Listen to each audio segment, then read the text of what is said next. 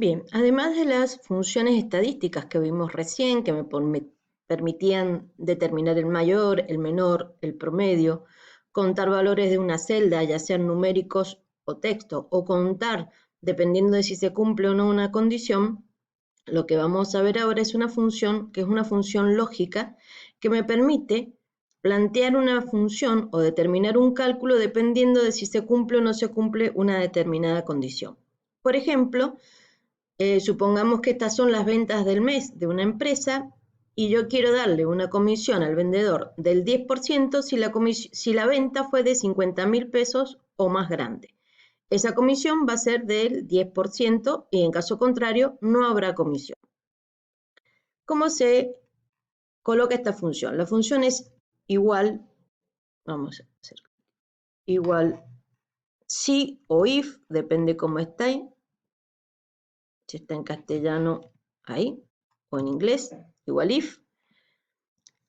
Lo primero que tengo que plantear es la condición, entonces en este caso es preguntar si las ventas del mes son mayores o iguales al número 50.000. Punto y coma para finalizar esa primera parte. La segunda parte, yo tengo que decirle qué es lo que quiero que haga si esto es verdadero, dado que como tengo una condición, el resultado de la comparación o de la prueba lógica que acabo de establecer va a ser verdadero o falso. Si lo que establece es verdadero, es decir, que si lo que encuentro es mayor a 50.000, o igual, le voy a decir que a este valor de acá lo multiplique por el 10%. Punto y coma. Si no hay comisión, le puedo poner 0.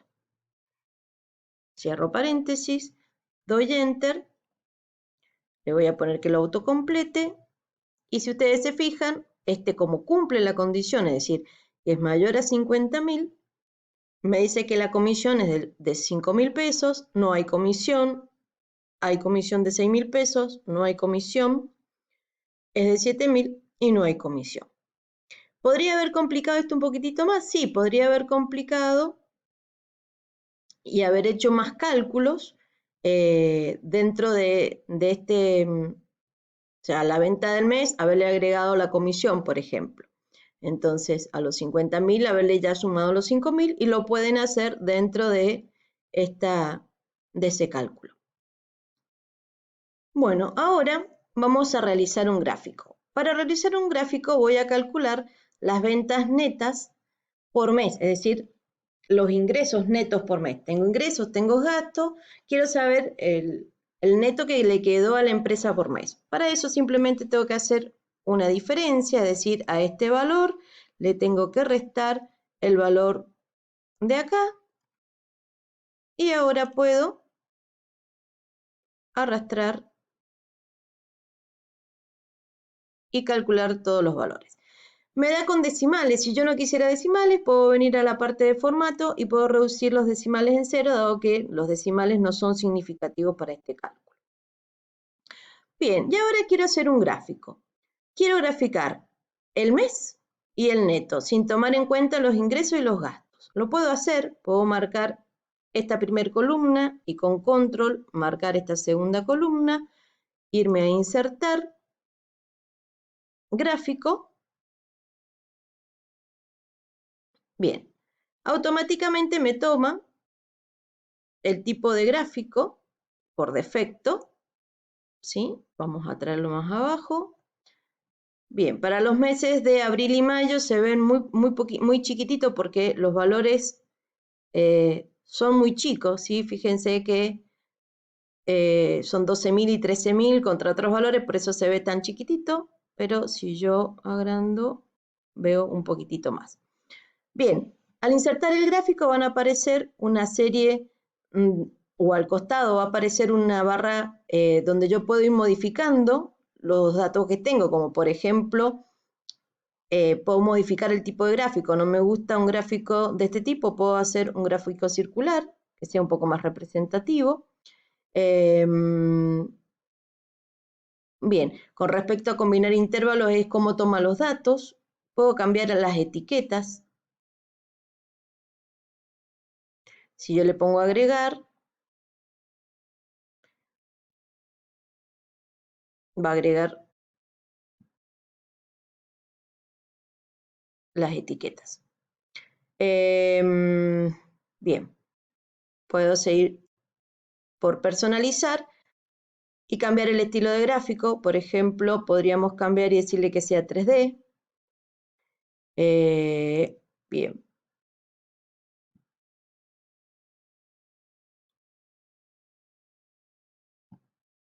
Las etiquetas están puestas. Lo que tienen es el porcentaje. Puedo cambiar a que ponga el valor, por ejemplo. Entonces pone los valores o no pone nada. Bien. Puedo cambiar los títulos, ¿sí?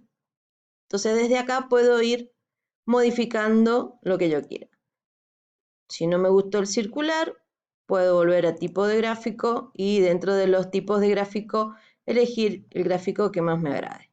Puedo volver a este, por ejemplo, y dentro de personalizar tendré opciones para personalizar este gráfico. Puedo cambiar los colores, ¿sí?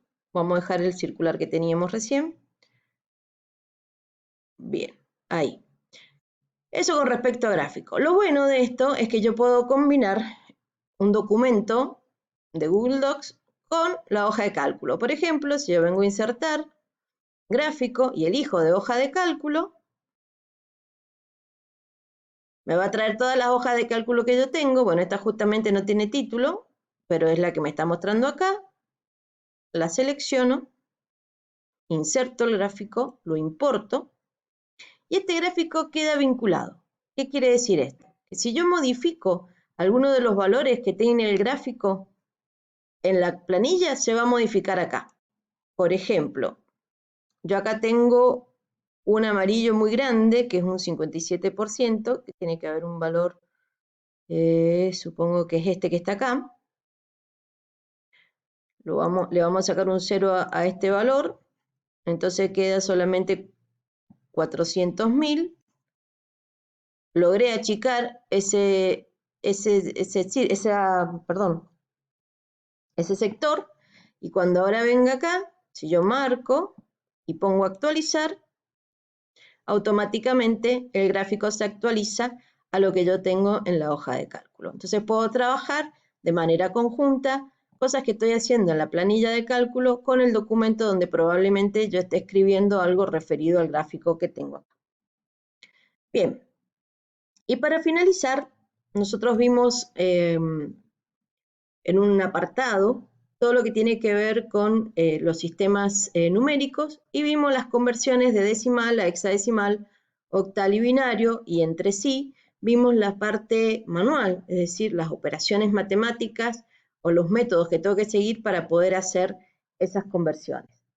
Lo cierto es que las planillas de cálculo me permiten hacer una conversión de manera directa, es decir, existen funciones que me permiten llevar un decimal a todos estos otros sistemas o una hexadecimal a todos los demás y así sucesivamente. Vamos a probarlo. Esto sería igual decimal, ahí lo tengo, decimal a hexadecimal, ¿sí? Ahí aparece un 2 porque es decimal to hexadecimal. Marco el valor, cierro, doy enter y me dice que este valor convertido a hexadecimal es 230. Si ahora hago igual decimal a octal y marco este valor, el equivalente es 1060. Y si ahora hago igual decimal to bin y marco ese, bien, me da un error. ¿Cuál es el error que me va a dar? Es que el número decimal que yo he planteado, que es el 560, es muy grande y las funciones aplican entre valores que pueden estar entre menos 512 y 511 positivo. Por lo tanto, como es mayor, me va a dar un error. Si yo modificara acá y en vez de 560 tuviera 500, ¿sí? Se modifica todos los demás y me da el binario. Bien, ahora, entonces, ¿puedo hacer las conversiones? Sí, pero tiene un límite. Si esto yo lo hiciera manualmente, evidentemente no tendría ningún tipo de inconveniente y lo puedo calcular de manera manual. Ahora quiero pasar un hexadecimal a decimal, entonces la función va a ser igual, hexadecimal to decimal. Marco y me da el valor. Ahora quiero pasar un hexadecimal a octal, marco el valor y me da. Y ahora quiero pasar un hexadecimal a binario y me da. Bien, ahora me gustaría pasar este binario al resto de los demás. Entonces voy a poner igual binario to decimal, marco el valor, cierro paréntesis, igual binario to hexadecimal, marco el valor y me da. Y igual binario a octal, marco el valor y me da. Bien, ahora tengo un octal y lo quiero llevar a cualquiera de los otros sistemas. Bien, entonces ahora escribo igual octal a decimal, marco el valor, me da el valor. Ahora hago igual